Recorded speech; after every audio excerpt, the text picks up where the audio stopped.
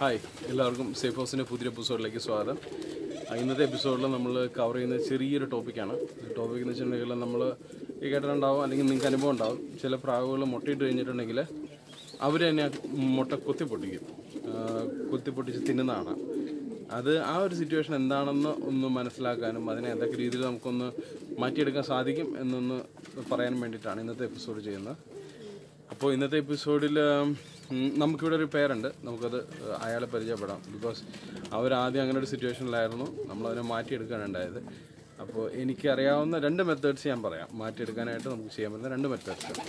അപ്പോൾ ബേസിക്കലി നമുക്ക് ആദ്യം അതെന്താണ് സംഭവം എന്നുള്ളത് മനസ്സിലാക്കാം. ഇപ്പോൾ സാധാരണ നമ്മൾ പുറത്തൊക്കെ നടന്നിട്ട് പോയിട്ട് വരുമ്പോൾ നമുക്ക് ദാഹിക്കുമ്പോൾ നമ്മൾ വെള്ളം കുടിക്കും. നമ്മുടെ ശരീരത്തിനറിയാം നമുക്ക് ശരീരത്തിലേക്ക് വെള്ളം ചെല്ലണം, വെയിലടിച്ച് നമ്മുടെ മേത്തുള്ള അത് പറഞ്ഞ പോലെ ഓർത്ത് ഇപ്പോൾ നന്നായിട്ട് വെള്ളം കുടിക്കേണ്ട സമയമാണ്. നന്നായിട്ട് വെള്ളം കുടിച്ചോണം, വേനൽക്കാണ്. സോ നമുക്ക് വെള്ളം കുടിക്കണം, നമ്മുടെ ശരീരത്തിന് വെള്ളത്തിൻ്റെ ആവശ്യമുണ്ടെന്ന് നമുക്ക് നമ്മുടെ മനസ്സിന് നമ്മുടെ ബ്രെയിനിനറിയാം. അതനുസരിച്ചിട്ട് നമുക്ക് മെസ്സേജ് വരും. നമ്മൾ ആ മെസ്സേജ് അനുസരിച്ചിട്ടാണ് നമ്മുടെ മനസ്സ് റിയാക്ട് ചെയ്ത് നമ്മൾ വെള്ളം കുടിക്കുന്നത്. ശരിയല്ലേ? അതേപോലെ തന്നെ ഇപ്പോൾ കാൽഷ്യത്തിൻ്റെ ഡെഫിഷ്യൻസി ഉള്ള അല്ലെങ്കിൽ എഗ്ഗ് ചെയ്തതിന് ശേഷം, ഇപ്പോൾ എഗ്ഗ് ചെയ്യുന്ന സമയത്ത് ഒരു ഫീമെയിൽ ബേർഡിൻ്റെ ബോഡിയിലുള്ള കാൽഷ്യം ഡെപ്പോസിറ്റാണ് ഈ വരുന്ന എഗ്ഗായിട്ടത് വരുന്നത്. അപ്പോൾ അതിന് കാൽഷ്യത്തിൻ്റെ ഡെഫിഷ്യൻസി ഉണ്ടാകുമ്പോൾ അതിന് ഓൾറെഡി അതിൻ്റെ മനസ്സിലുണ്ടാവും, അല്ലെങ്കിൽ അതിൻ്റെ തലയിലേക്ക് വരുന്ന നിനക്ക് കാൽഷ്യത്തിൻ്റെ ഡെഫിഷ്യൻസി ഉണ്ട്, അത് എത്രയും പെട്ടെന്ന് ഓവർകം ചെയ്യുക എന്നുള്ള മാറ്റിയെടുക്കുക എന്നൊരു മെസ്സേജാണ് ഇതിൻ്റെ ബ്രെയിനിലേക്ക് വരുന്നത്. അപ്പോൾ തൊട്ടടുത്ത് അവർക്ക് ഏറ്റവും ആക്സസിബിൾ ആയിട്ട് കിടക്കുന്ന സാധനമാണ് ഈ എഗ്ഗാണ് അവർ കുത്തിപ്പൊട്ടിക്കുന്നത്. അത് ഒരു സിറ്റുവേഷൻ. മറ്റൊരു സിറ്റുവേഷൻ, ചില ബേർഡ്സ് ഈ പറഞ്ഞ പോലെ മുട്ട കുത്തിപ്പൊട്ടിക്കുന്നതിന് അവസാനം ഒരു വിനോദമാക്കുന്ന ബേർഡ്സ് ഉണ്ടാവും. അത് മറ്റൊരു സിറ്റുവേഷൻ. ഈ 2 സിറ്റുവേഷൻ നമുക്ക് കൗണ്ടർ ചെയ്യാൻ പറ്റും. രണ്ടാമത്തെ സിറ്റുവേഷൻ ഞാൻ ആദ്യം പറയാം. രണ്ടാമത്തെ സിറ്റുവേഷൻ വെച്ചിട്ടുണ്ടെങ്കിൽ അതിൽ നമുക്ക് ചെയ്യാൻ പറ്റുന്നത് എന്താ പറയുക, അത് സ്വല്പം പ്രശ്നം വെച്ചിട്ടുണ്ടെങ്കിൽ കുറച്ച് കഷ്ടപ്പെടണം. അത് നമുക്ക് ഫേക്ക് എഗ്ഗ് ഒപ്പിക്കേണ്ടി വരും. ഫേക്ക് എഗ്ഗ് എന്ന് വെച്ചിട്ടുണ്ടെങ്കിൽ മറ്റു മെറ്റീരിയൽ കൊണ്ടുണ്ടാക്കിയിരിക്കുന്ന പ്രാവിൻ്റെ എഗ്ഗിനോട് സാമ്യമുള്ള മറ്റു വസ്തുക്കൾ നമ്മൾ ഒപ്പിക്കേണ്ടി വരും. ഈ ഫേക്ക് എഗ്ഗ് വെച്ച് കൊടുത്തിട്ട് ഇതിൻ്റെ ഒറിജിനൽ എഗ്ഗ് വേറെ ഫോസ്റ്ററിന് മാറ്റേണ്ടി വരും. ഈ ഫേക്ക് എഗ്ഗ് ഇത് കുത്തിയാലും പൊട്ടില്ല. അപ്പോൾ ഇത് അങ്ങനെ ഇരുന്ന് അവസാനം കുറേ കുത്തിയാലും പൊട്ടില്ല. പക്ഷേ അവസാനം ഈ പറയുന്ന ആ ഒരു പൊട്ടാത്തത് കാരണം ഉറപ്പായിട്ടും അവർ എഗ്ഗിലിരിക്കുന്നുണ്ടാവും. അപ്പോൾ ഈ ഒരു 10-21 ദിവസത്തിന് ശേഷം നമ്മൾ ആ സമയമാകുമ്പോഴത്തേക്കും അവരുടെ ഒറിജിനൽ എഗ്ഗ് നമ്മൾ ഫോസ്റ്ററിന് വെച്ചിരിക്കുന്നത് അത് ബ്രേക്ക് ഔട്ട് ആവും. അപ്പോൾ ആ എഗ്ഗ് കൊണ്ടുവന്നിട്ട് ആ കുഞ്ഞുങ്ങൾ കൊണ്ടുവന്നിട്ട് വെച്ച് കൊടുത്തിട്ട് ഈ ഫേക്ക് എഗ്ഗ് മാറ്റുക. അപ്പോൾ ഉറപ്പായിട്ടും എന്ന് വെച്ചാൽ ഒരു 90%, ഞാനത് ചെയ്ത് നോക്കിയിട്ടില്ല ടു ബി ഫ്രാങ്ക്, എൻ്റെ ഒരു ഐഡിയ ഞാൻ പറയുന്നതേ ഉള്ളൂ ആ ഒരു സിറ്റുവേഷനെ കുറിച്ച്. സോ 90% അപ്പോൾ ആ കുട്ടികളെ അക്സെപ്റ്റ് ചെയ്യും, അവരത് ഫീഡ് ചെയ്ത് അതിനെ സെറ്റാക്കുകയും ചെയ്യും. അപ്പോൾ എന്താ നടക്കാൻ പോകുന്നത് വെച്ചിട്ടുണ്ടെങ്കിൽ, അങ്ങനെ നമ്മൾ 2-3 തവണ അടുപ്പിച്ചടുപ്പിച്ച് ചെയ്ത് കഴിഞ്ഞിട്ടുണ്ടെങ്കിൽ അവർ ആ ഒരു സ്വഭാവം മാറ്റാനുള്ള സാധ്യതയുണ്ട്. ഞാൻ ചെയ്ത് നോക്കാത്ത കാരണമാണ് ഇങ്ങനെയൊക്കെ പറയുന്നത് കേട്ടോ. പക്ഷേ അങ്ങനൊരു ഐഡിയ ഞാൻ ഷെയർ ചെയ്യുന്നുള്ളൂ. രണ്ടാമത്തെ സിറ്റുവേഷൻ, നമ്മുടെ പറയുന്ന കാൽഷ്യം ഡെഫിഷ്യൻസി കൊണ്ട് പ്രാവ് ചെയ്യുന്ന ഒരു സിറ്റുവേഷനാണ് നമ്മളിവിടെ മാറ്റിയെടുത്തത്. അതാണ് ഞാൻ ഷെയർ ചെയ്യുന്നത്. ഓക്കെ, സോ അങ്ങനൊരു പെയർ നമുക്കിവിടെ ഉണ്ടായിരുന്നു. നമ്മുടെ ചൈനീസ് ഔളിൻ്റെ സാൻഡിൽ പെയർ നമുക്കുണ്ട്. ഈ സാൻഡിൽ പെയറിൻ്റെ ഫീമെയിൽ ഇങ്ങനെ ഒരു സിറ്റുവേഷൻ ഉണ്ടായിരുന്നു. നമുക്ക് 2 തവണ എഗ്ഗ് അവർ ഇട്ടു. ആ 2 തവണ എഗ്ഗ് ഇട്ടതും ഈ പറയുന്ന പോലെ അവർ കുത്തി കുടിക്കുകയുണ്ടായി.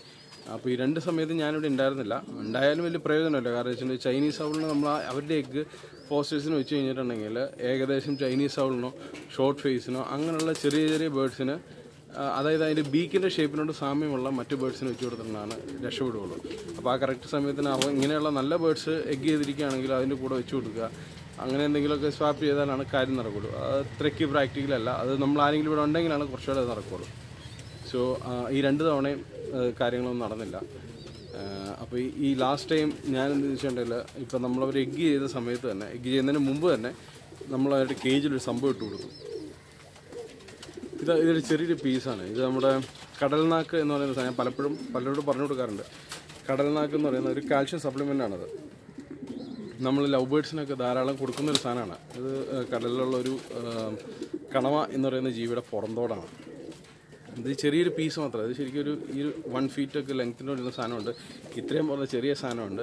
കടൽ തീരത്തൊക്കെ താമസിക്കുന്ന അല്ലെങ്കിൽ ആ ഏരിയയിലൊക്കെ വീടുകളുള്ളവർ വെറുതെ ഇറങ്ങി നടന്നത് ഇഷ്ടം പോലെ കിട്ടും.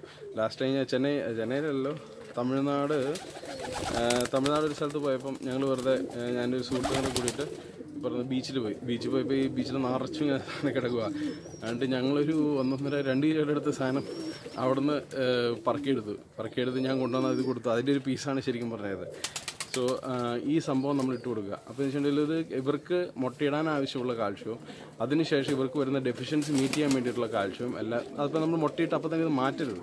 മുട്ടയിട്ടതിന് ശേഷം ഈ സാധനങ്ങൾ വെച്ചേക്കുക. ഇപ്പോൾ എല്ലാവരുടെയും കേജിൽ വളരെ ചെറിയ പീസ് ഇട്ട് കൊടുത്തിട്ടുണ്ട്. എസ്പെഷ്യലി ഇഷ്യൂ ഉള്ള ബേർഡിൻ്റെ കേജിൽ നമ്മളൊരു ഈ പറഞ്ഞ പീസ് എപ്പോഴും കീപ്പ് ചെയ്യും. കാരണം അവർക്ക് ആവശ്യമുള്ള സമയത്ത് ഈ കാൽഷ്യം കഴിച്ചു കഴിഞ്ഞിട്ടുണ്ടെങ്കിൽ പിന്നീട് ഈ പറയുന്നൊരു എന്താ പറയുക ഒരു ഡ്രൈവ് അല്ലെങ്കിൽ പറയുന്നത് അങ്ങനെ ഒരു ആവശ്യം അവരുടെ മനസ്സിലേക്ക് വരില്ല. സോ അങ്ങനെ ഒരു സിറ്റുവേഷൻ നമ്മൾ ക്രിയേറ്റ് ചെയ്യുക. നമുക്ക് ആവശ്യത്തിന് കാൽഷ്യം എപ്പോഴും അവർക്ക് അവൈലബിൾ ആയിട്ടുള്ള സിറ്റുവേഷൻ നമ്മൾ ക്രിയേറ്റ് ചെയ്യുകയാണെന്നുണ്ടെങ്കിൽ ഈ പറയുന്ന പോലെ എഗ്ഗ് പൊട്ടിക്കുന്ന ഒരു സിറ്റുവേഷൻ മാറി കിട്ടും.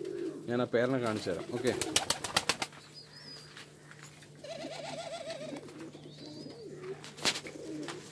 ഇതാ ഇവരാണ് ചൈനീസ് അവള.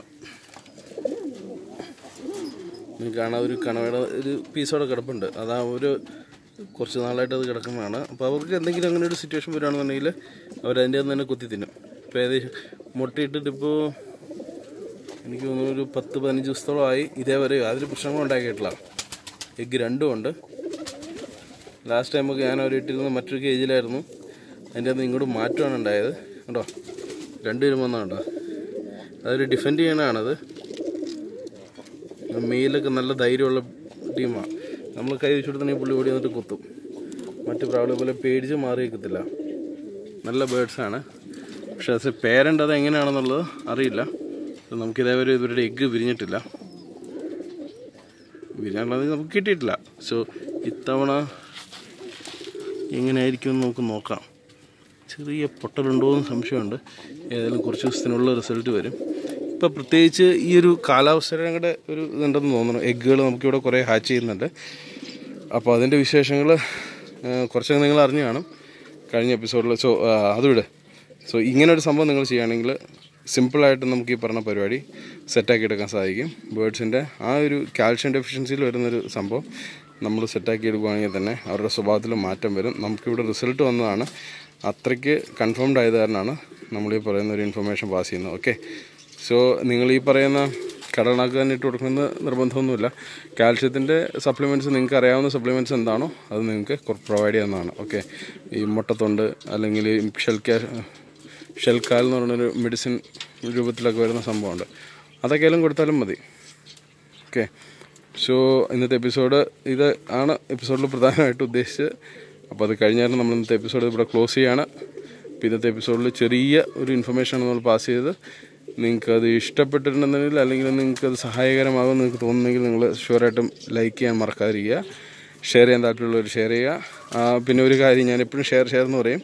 പക്ഷേ നമ്മൾ ചില വാട്സപ്പ് ഗ്രൂപ്പുകളിലൊക്കെ ഇത് ഷെയർ ചെയ്യുമ്പോൾ കഴിഞ്ഞ ദിവസം വളരെ എന്താ പറയുക നല്ല നല്ലൊരു വാട്സപ്പ് ഗ്രൂപ്പ് ഉണ്ടായിരുന്നു.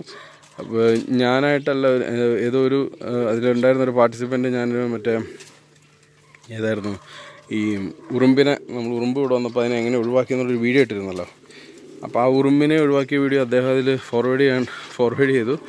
അപ്പോൾ അവരുടെ ഗ്രൂപ്പിൻ്റെ നിയമം അനുസരിച്ചിട്ട് അത് അക്സെപ്റ്റ് ചെയ്യാൻ പറ്റുന്നതല്ല. സോ അവർ റിമൂവ് ചെയ്യണ്ടായി. സോ ഞാൻ ഷെയർ ചെയ്യാൻ പറയുന്നത് അത് നമ്മൾ സാധാരണ പറയുമ്പോൾ പറഞ്ഞു പോകുന്നതേ ഉള്ളൂ. നിങ്ങളുടെ റിസ്ക് മനസ്സിലാക്കിയതിന് ശേഷം മാത്രം നിങ്ങൾ ചെയ്യുക കേട്ടോ. കാരണം അദ്ദേഹം അത് റിമൂവ്ഡ് ആയപ്പോൾ എനിക്കിത്തിരി വിഷമം തോന്നി. പക്ഷേ എന്താ ചെയ്യുക, എനിക്കതിലൊന്നും ചെയ്യാൻ പറ്റില്ല. നമുക്കതിൽ റിക്വസ്റ്റ് ചെയ്യാനോ അങ്ങനൊരു ഇതില്ല. അത് കാരണം അത്രയും വലിയൊരു ഗ്രൂപ്പാണത്. സോ ഏതായാലും അദ്ദേഹം കാണിച്ച മനസ്സിനെ ഞാൻ അപ്രീഷിയേറ്റ് ചെയ്യുന്നു. സോ എനിവേ താങ്കൾക്ക് വിഷമകരമായിട്ട് വന്നു. Anyway thank you sir. Anyway guys, so നിങ്ങൾക്ക് ഷെയർ ചെയ്യാൻ താല്പര്യമുണ്ടെങ്കിൽ നിങ്ങളുടെ റിസ്കിൽ ഷെയർ ചെയ്യുക. Okay, so take care then. അപ്പോൾ ആസ് യൂഷ്വൽ ഈ പറയുന്ന പോലെ നമ്മുടെ ഷെയറും പോട്ടെ. സബ്സ്ക്രൈബ് ചെയ്യാത്തവരുണ്ടെങ്കിൽ നിങ്ങൾ ഷുവറായിട്ട് സബ്സ്ക്രൈബ് ചെയ്യുക. ഓക്കെ, ഇങ്ങനെയുള്ള വീഡിയോസ് ചെറിയ ട്രിക്സും കാര്യങ്ങളൊക്കെ നിങ്ങൾക്ക് സേഫ് ഹൗസിൽ നിന്ന് കിട്ടുന്നതായിരിക്കും, എസ്പെഷ്യലി അബൌട്ട് പിജിയൻസ്. സോ ഇന്നത്തെ എപ്പിസോഡ് നമുക്കിവിടെ ക്ലോസ് ചെയ്യാം. Take care guys, by.